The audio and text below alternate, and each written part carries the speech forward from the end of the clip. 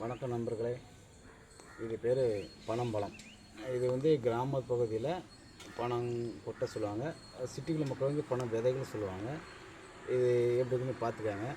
இந்த பனை மரத்தை வந்து என்னதெல்லாம் உற்பத்தி ஆகுதுன்னு உங்களுக்கு என்னெல்லாம் சொல்லணும்னா, பனை ஓலையிலேருந்து அந்த காலத்தில் வந்து குடிசை கட்டி இருந்திருக்காங்க. அந்த மட்டையை வந்து வேலி கட்டிருக்காங்க. அந்த மட்டை நரம்போட வந்து நம்ம கருது கட்டு காட்டி கெட்டுக்கு போட்டு செஞ்சுருக்காங்க. அப்போ அதிலே ஆண் மரம் பெண் மரம் இருக்குது பனை மரத்தில். அந்த பெண் மரத்தில் வந்து பனம்பழமாக தான் காய்க்கும்.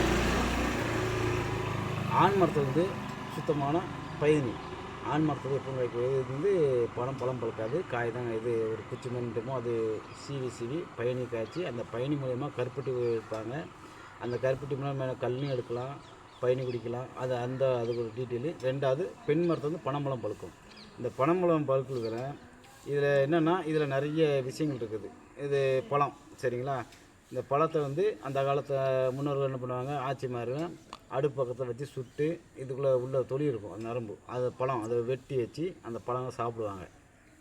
சக்கையாக சமைச்சு தூர போட்டுருவாங்க. அதுக்கப்புறம் இந்த கொட்டை ஒரு 10 நாள் இந்த விதைகள் இது 10 நாள் காய போட்டு அதுக்கப்புறம் ஒரு முட்டு அளவுக்கு மண் இவ்வளோ பெருசாக தோண்டி வச்சுக்கிட்டு அது வந்து ஊனிப்பாங்க. ஊனிக்க சொல்ல அவங்க என்ன சொல்லி பண்ணுவாங்கன்னா, கிழங்கு வளர்த்துட்டு வருதுக்காண்டி யானைக்கால் குதிரைக்கால்னு சொல்லி ஊனுவாங்க.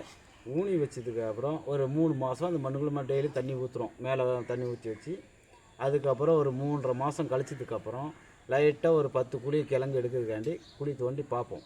பார்க்குறப்போ அந்த கிழங்கு வந்து இவ்வளோ தள்ளி தான் நார்மலாக இருக்கும். அதுக்கப்புறம் இது என்ன சொல்லுமா, அதுக்குள்ளே கிழங்குள்ளே அவங்களுக்குள்ளே ஒரு கமிட்டி பண்ணி அதே பேச என்ன சொல்லுமா, நம்மளை கள்ளம் வந்துட்டான், நம்மளை பிடுங்க வந்துட்டான், நம்மளோட வெயிட்டு உடம்பு காட்டுறதுக்காண்டி அது என்ன பண்ணுமா, அது உடம்பு கெத்து அப்படி காட்டி கிழங்கு பருசாக காட்டுமா. பருசாக காட்டுனதுக்கப்புறம் நம்மளை பிடுங்க மாட்டான் அப்படின்ட்டு அவங்களுக்குள்ள ஒரு நினப்பு. ஆனால் அதுக்கு என்ன தெரியாதுன்னா, 4 மாதத்துக்குள்ளே இந்த கிழங்கு வந்து இவ்வளோ பருவத்தில் வந்துடும்.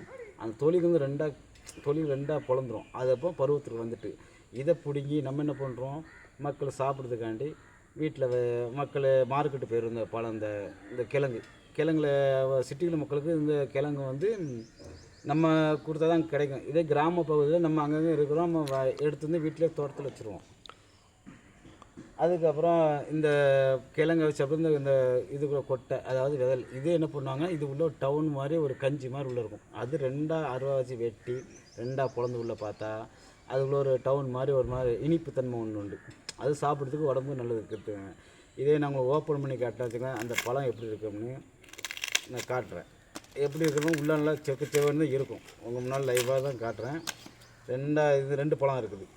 நான் இருக்கிறதுல பழம் இதைத்தான் முன்னோர்கள் இப்போ கூட நான் கூட சாப்பிடலாம் சரிங்களா. இது அடுப்பை கொஞ்சம் சூடு வச்சு நல்லா சாப்பிட்டா நல்லா இனிச்சு கிடக்கும்.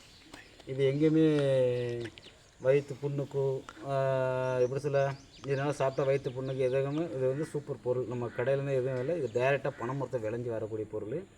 இது நம்ம அப்படியே சாப்பிட்லாம். இது அவதே சுட்டு சாப்பிட்டா சூப்பராக இருக்கும், ஜீரணமாகும். வயிற்று புண்ணுக்கு எதுவுமே ஃபால்ட் ஆகாது.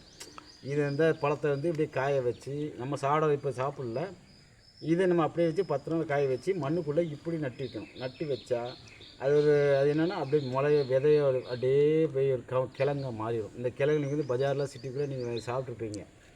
அது கிராம பகுதியில் விளைஞ்சி தான் உங்களுக்கு சிட்டிக்குள்ளே வருது சரிங்களா. இந்த பனம்பழத்துக்கு நிறைய கதைகள் இருக்குது, நான் உங்களுக்கு சுருக்கமாக சொல்லியிருக்கேன் சரிங்களா. ஓகே நண்பர்களே, கமெண்ட் பண்ணுங்கள், நல்லா இருந்தால் லைக் பண்ணுங்கள், ஷேர் பண்ணுங்கள். எனக்கு தெரிஞ்ச மட்டும் நான் வந்து உங்களுக்கு சொல்லியிருக்கிறேன். நீங்கள் எப்படி எடுக்கணும், உங்களுக்கு என்ன எப்படி தெரிஞ்சது கமெண்ட் பண்ணுங்கள். ஓகேங்களா. சரி நண்பர்களே, பாய்.